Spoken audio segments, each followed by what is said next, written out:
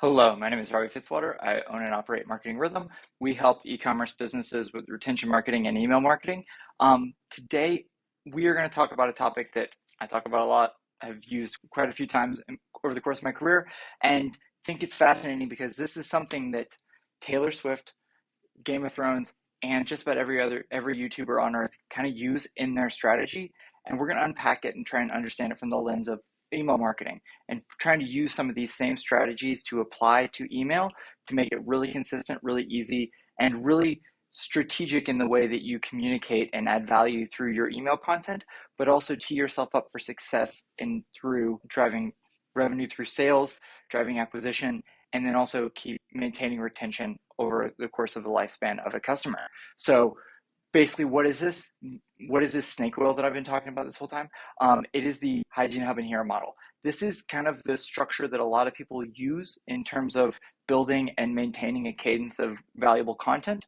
But basically, what it does is it allows you to do different activities and kind of think about your content through different buckets where you can really start to leverage it in terms of, hey, how do I scale this? How do I keep the wheels turning? How do I keep the drumbeat going? And then how do I get strategic and thoughtful in my approach towards larger, bigger temples? So we'll talk about this and we'll talk about how, again, like I mentioned, Taylor Swift, Game of Thrones, and just about every other YouTuber really follows this same pattern, and how you can think about it in terms of email to really use it to drive value consistently to your audience, but also make it easier on yourselves because you're not going to be shooting from the hip all the time, and having a little bit more consistency and structure as a foundation for your strategy. So at a high level, we think about this hygiene hub and hero buckets. So say I'm in my hygiene bucket. That's hygiene, something you do every day. More consistency, something you're doing daily, weekly, on a fairly frequent basis. It's something that's going to be relevant and contextual to that time and place. So think about that as kind of what you're doing on a consistent basis. It's trying to add value to your audience, and not necessarily just in one straightforward format. If this were a traditional content marketing approach, that's typically like how-to content. It's typically driven towards acquiring new audience members and getting them to your site through search, or on social, getting them to your account and following you on social. So these are things you're doing every day to maintain that consistency, maintain that cadence, but it's to bring people to you. So in email, hygiene and hub are going to be pretty similar and a little bit mixed. But in terms of how they fit, think about what we can do contextually to communicate and add value to your audience. If it's a certain window of time, if it's a certain piece that you can recycle from last year that's going to be really relevant in a specific moment, that's a really good place to add a piece of hub content. We have a equestrian client who has, like, hurricane season is always a really unique time because they have to evacuate horses. So they're going to recycle a piece of their content from last year that's going to be really relevant in a certain window of time, in a certain moment, if there's a hurricane approaching, to add value to that audience and show them how to approach that.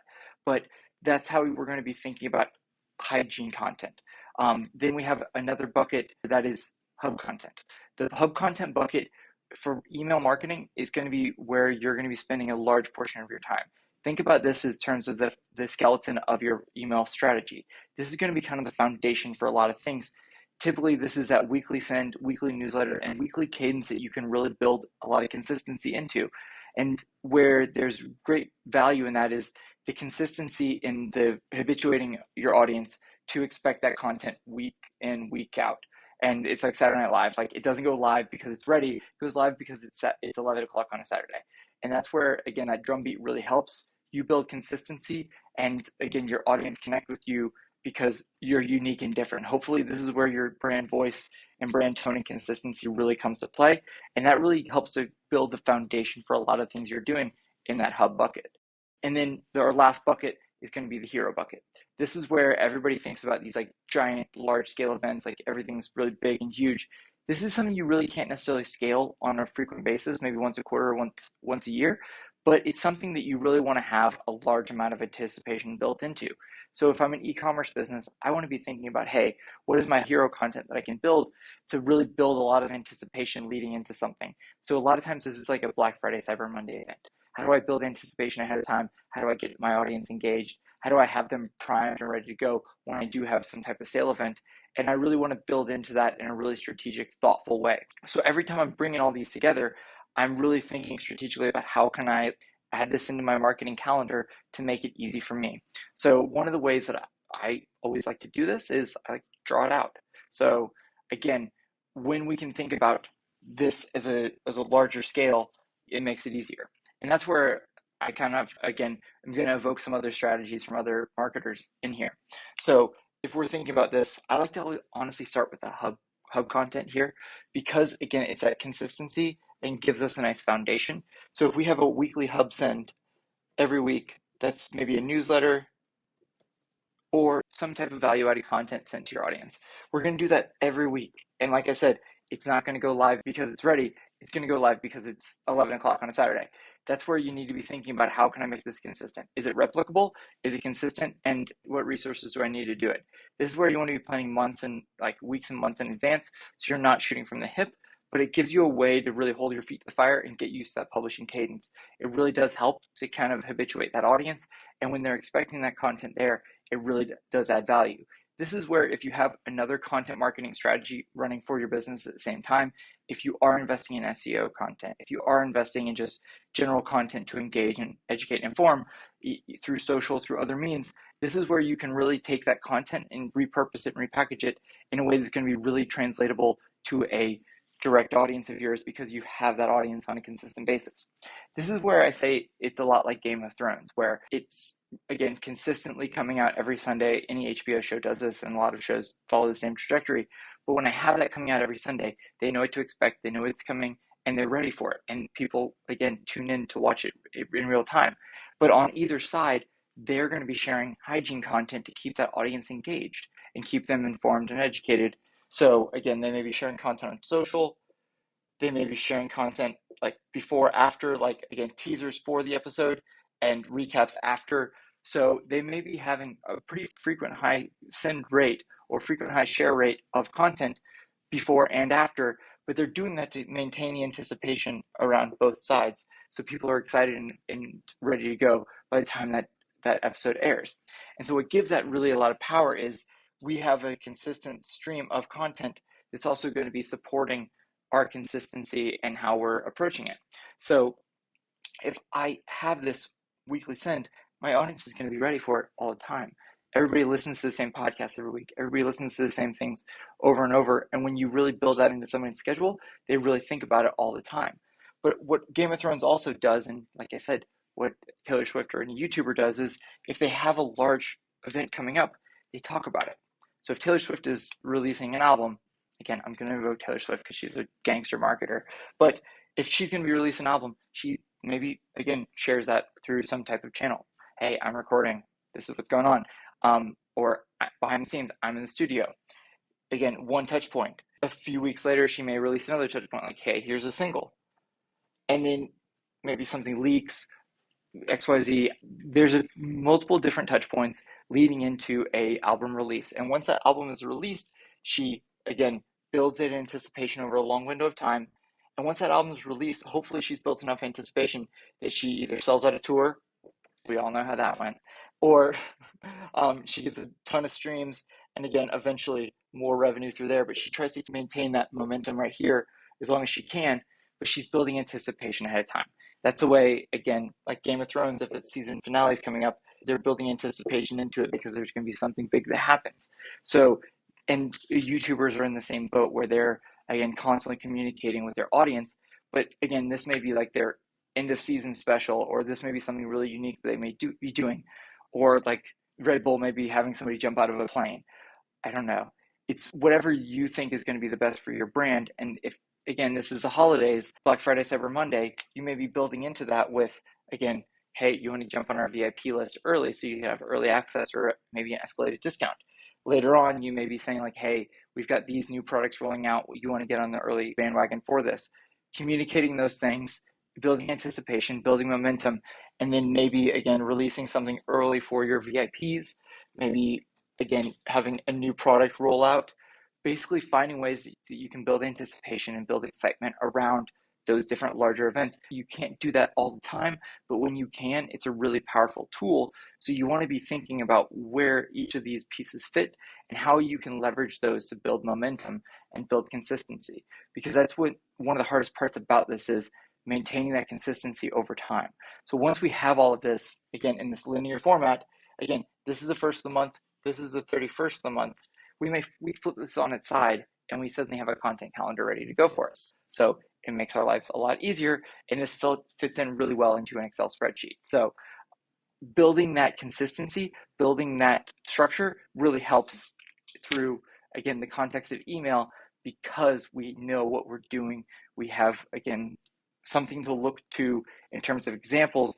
We also have a very consistent pattern where we're not reinventing the wheel. If I'm a really established brand or a really established business, I may have multiple pieces of hub content that we share every week. So I may have multiple hub sends every week. So I'm not necessarily reinventing the wheel all the time. We may have 3 to 4 hub sends a week to specific audiences, or we may even have more than that. But what makes this really kind of nice is when we do have hygiene content that we can use through other channels, we can repurpose it in a way that we're going to be using our consistent hub sends to send the content to our audience without, again, just surprising them with a communication. If we only got communication once in a while sporadically and it was for, again, XYZ reason, we may not know what to expect from that brand. This is one of the reasons I always really hate brands that really communicate a lot around holidays. I think holidays are like one of the great places for inferior brands and inferior communication, because everybody communicates on the holidays. Great. I don't care about your email on Thanksgiving because everybody's sending me content on Thanksgiving. It's white noise. Nobody cares about your Halloween email because everybody's sending emails on Halloween. The weeks and months leading up to that, that's when you want to be communicating those things. So thinking about, again, how do I build consistency through that communication? That's where, again, like tying that into YouTubers, they do a really great job of this. They know that there's going to be a weekly video released all the time consistently. Again, it's on them to create it, but it's really, again, valuable for them in thinking about how do I build that audience, and build that momentum, because that audience staying connected and staying engaged around their content really helps them move their business forward, ideally in the way that they see value in it. So some examples of, again, in each one of these categories, you can think of like a piece of hub content being like the skim, or something that's going to be consistent every day, or actually the skim is going to be a little bit different, but like there's a daily newsletter that they're going to be sending on a consistent, frequent cadence. So again, it's the same thing over and over. It may be filled with hygiene content, but it's going to be consistent in that send every day. You can also think about, like, for Hero, again, anything Red Bull does, it's like a big event, they may be leading into that hero content, or Nike doing their Breaking 2 project when they had somebody try and break 2 hours in a marathon. That's a really great piece of hub content. For e-commerce businesses, this may be leading into a new product rollout that they've been focusing on for a quarter, or a large sale event that may be, again, built into Combat Prime Day, or a big sale promotion event. But building these in strategically is going to allow us to really be thoughtful and strategic about our marketing. So again, marketing calendar really does kind of build off this nice foundation, and we can really do some cool work in building our structure and consistency around this. So leveraging this Hygiene Hub and Hero model, again, gives us access to a structure that gives us consistency, but also we're not reinventing the wheel. Like I said, planning and executing is going to be really powerful in this process, and using this framework really helps to unpack it, simplify it, and make it easy and translatable to your audience, but also to your team. So that's where, again, as a marketer, I think this is a really powerful tool. I started off working early days in my career in social media marketing. So again, we use this very frequently, but it's a really great way to maintain consistency and attention. And it's a really great way to think about, hey, how do I invest my resources? How do I place my bets? And then where do I want to keep growing? How do I want to grow? And then it gives you a really great way to experiment and explore, because you have more consistency in that level of engagement every week, or basically you have like a better litmus test because you're not surprising your audience at different times in different places. You have a more stable base or stable foundation to make decisions from. So hopefully this was helpful. Hopefully this was engaging. And hopefully, again, as this piece is a piece of technically hygiene content that may fit into a hub category, hopefully this was helpful. So If you have any questions, let me know. Again, like I said, this is something that I think is a really great example of using in marketing, and especially trying to simplify things for your team and simplify things for your business. It's going to be a really easy way for you to start to, again, check those boxes in terms of content marketing, but also start to think about the distribution of that in a really strategic, yeah, just a really good way that's going to work. Um, Again, and where else do you think you can find something like, again, partner email marketing with Taylor Swift and Game of Thrones? Like, is that not sexy? Come on, let's be real here, guys. So, again, like I said, my name is Robbie Fitzwater. I hope you got some value out of this. If you have anything more, let me know, and we'll see you guys around. Bye bye.